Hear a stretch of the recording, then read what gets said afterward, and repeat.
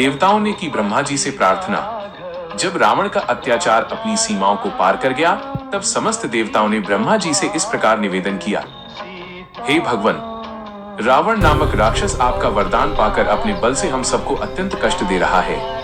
वह देवराज इंद्र को भी परास्त करने की अभिलाषा रखता है।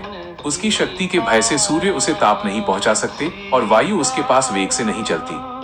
आपके वरदान से वो इतना उद्दंड हो गया है कि ऋषियों, यक्षों, गंधर्वों, असुरों तथा ब्राह्मणों का अपमान करता फिरता है और उनको निरंतर पीड़ा देता है। हे भगवान, उसके वध के लिए आपको कोई न कोई उपाय अवश्य करना चाहिए। तब ब्रह्मा जी ने देवताओं को रावण के वध के लिए बोले। देवताओं, लो, उस दुरात्मा के वध का उपाय मेरी समझ में आ गया। उसने वर मांगते समय ये बात कही थी कि मैं गंधर्व, यक्ष, देवता तथा राक्षस के हाथ से न मारा जाऊं। मैंने भी तथास्तु कहकर उसकी प्रार्थना स्वीकार कर ली। मनुष्यों को तो वो तुच्छ समझता था, इसलिए उनके प्रति अवहेलना होने के कारण उनसे अवध्य होने का वरदान नहीं मांगा। इसीलिए अब मनुष्य के हाथ से ही उसका वध होगा।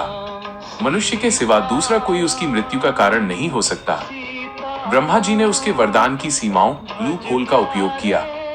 इसी समय भगवान विष्णु भी वहां आ पहुंचे। देवताओं ने उनसे कहा, अयोध्या के राजा दशरथ धर्मात्मा महर्षि के समान तेजस्वी हैं। वह भूलोक पर पुत्र प्राप्ति के लिए यज्ञ कर रहे हैं। उनकी 3 रानियां हैं जो देवियों के समान हैं।